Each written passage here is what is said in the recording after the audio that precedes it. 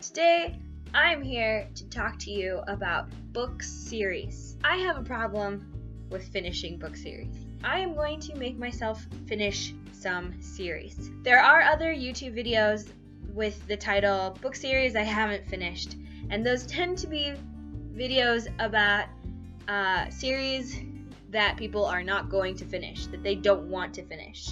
That is not this video. I'm going to get my butt into gear. I picked out 7 series that I really loved. I might have even read the first 2 or 3 of them, and I just have 1 or 2 more to finish. Actually, I think that the reason why I drag book series out is because I don't like things to end, especially if I enjoy them.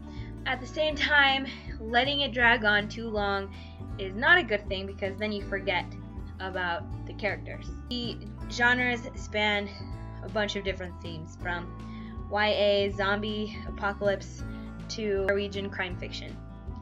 First book, Life as We Knew It by Susan Beth Pfeffer. This is a YA book, post-apocalyptic. This is the first in a book series of 4 called the Last Survivors series. So this book is about a catastrophe and how it affects one girl and her family. A meteor crashes into the moon. It changes everything. It changes the climate. School just gets canceled. People have to stock up. It starts running out. So this is the story of one girl and what happens to her and her family after just total societal shutdown and people start dying. I really loved it. It was so fun and interesting.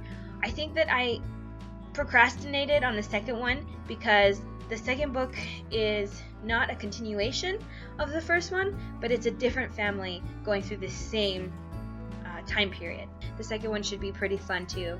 But if you like those kind of survival stories, people having to survive after some type of catastrophe hits them, you'll like this one. I definitely plan on getting to the second one.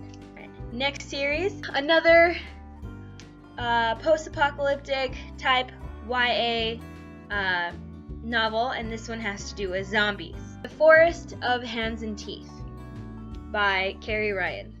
I've actually read the first 2. It's a trilogy, and the second one is called The Dead Tossed Waves. They're both really good. This took me like a day. This is about a girl who lives in this sisterhood, and you don't know very much about it, but you know that there are a lot of rules and that things are very sanctioned and strange, and that beyond the perimeter of this community, it's a fence, and beyond the fence are zombies. This is just a reality that she has to deal with. Shit hits the fan, if you will.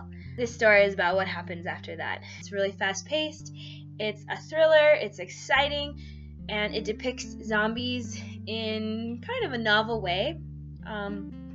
I like zombie books, but sometimes it tends to just feel like the same thing over and over again. But this one felt really original. The second one was really awesome, and I'm going to get to the third one now. Next series, I have already heard a lot about this series on BookTube. This was one of the first recommendations that I heard from the Best Books of 2015 videos. I just had to go get it. I, of course, am referencing the Study series by Snyder. This is the second one, called Magic Study. The first one is called Poison Study. I just really love how this book feels, how it reads. The first one I just finished like 2 books ago, so it's still fresh in my mind. I'm going to get to this next. But the first book is about a female who is about to be executed, and she's given the choice to become a poison tester for the commander instead of being executed. So of course she becomes the poison tester because it's better than being executed, and all sorts of just crazy things happen to her, to the people in the castle, to the commander. There's a sexy romance. The whole time you're trying to figure out why she was about to be executed, what happened to her in her home before she came, and how is it going to lead to the next phase, and who are these mysterious people, and what talents does she have? It was a really fun book. I'm excited to read the second one, Magic Study. Now, I promised you Norwegian crime fiction, and Norwegian crime fiction you shall get. This is Joe Nesbo. I think that's how you say it. I think this is this Norwegian vowel we don't have in English. This is the fifth book in his Harry Hole series, The Devil's Star. The first one starts off with the bat. There's cockroaches.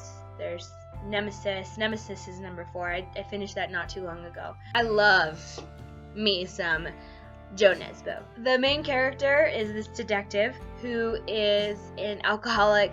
He's uncensored, kind of crass. I can just picture this Scandinavian guy with like a 6 o'clock shadow and, you know, a beer and a cigarette, who is also very smart and has like a sexy low voice. This is who I picture in my mind when I read these stories. They're also just good thrillers, mysteries. He has to figure out, you know, who the killer is, and in his first novel he goes to Thailand. There's another novel he goes to Hong Kong. A lot of them are set in Norway, of course, during the winter, during the summer, and he's really good at setting up a scene. These feel like literary mysteries to me, so they're very descriptive. They also keep you on the edge of your seat. This is an awesome series. If you're looking for some good crime fiction, try it out. The first one is The Bat. This one is number 5. You don't have to read them in order. I think I read number 7 before I read number 1, and it was fine. Once you know that there's an order, if you're like me, you like to read them in order. Next, this is a historical fiction mystery series. Arianna Franklin. This is number 3, called Grave Goods. It's 4 parts to it. The first book is called Mistress of the Art of Death. Look at this cover. Just, oh, it's so pretty. As soon as I started reading the first one, I was completely wrapped up in this series, in this world. The Mistress of the Art of Death is a medical examiner, right? So it's a series about forensics, medieval version of forensics. He's an Italian medical examiner who is summoned by her king to assist in a case in England where there's a community and about a bunch of children have been killed, and the community is blaming the Jewish merchants because of superstition, and the king of England, King Henry, needs someone to come and step in. It's really interesting to see the historical details of what being a medical examiner must have been like, you know, in the 1100s. It's just a really nice mystery that sets you in that time period. And every book has a different plot that is just as interesting as the last one. So this one, number 3, this is the last one I read. I only have one more to go, but this is about King Arthur legend, and 2 bodies are found, a man and a woman, in an abbey, and people are thinking that it's King Arthur and Queen Guinevere. So she has to come in, the medical examiner, and try and figure out this mystery. My second to last series is called Wool by Hugh Howey, and this is another post-apocalyptic fiction. This one is so much fun to read. If you haven't heard of the Wool series, then you need to get in on this. There's an entire population, small society of people that live in a silo. This is an underground silo, and to go outside means to die. The air is toxic, and so people are living inside of the silo. Everything that is sustaining their lives happens in the silo. The question is, what happens when you go outside? There are rebellions, and this book is about basically a rebellion that happens in the silo. It is just exciting, and as you're reading it, you are sucked into this world, trying to imagine what it is like to live in a place underground your whole life and not know what society used to be like, what civilization was like when it was not underground. I haven't gotten to the second one yet. I really want to. There are 3 books in this series. It's a trilogy.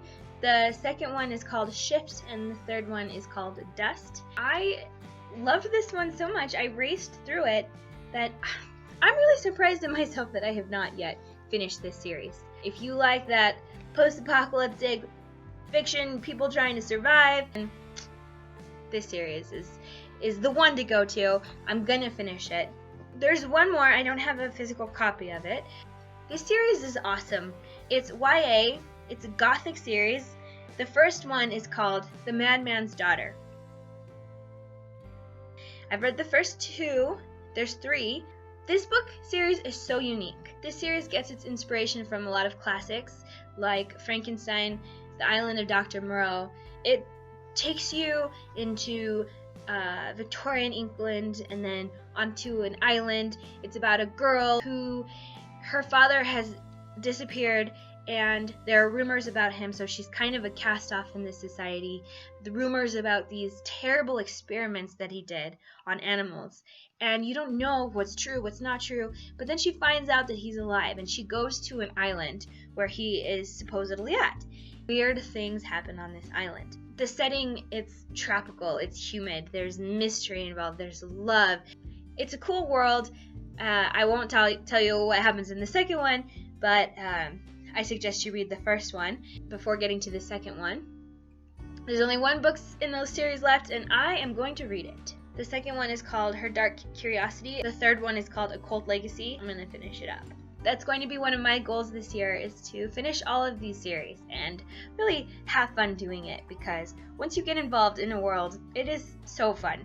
And I'm not going to be scared anymore about endings, because it looks like there's always another series just around the corner to get lost in. Here is to finishing those book series. Come back, subscribe if you like, comment below if you want to talk about book series that you want to finish.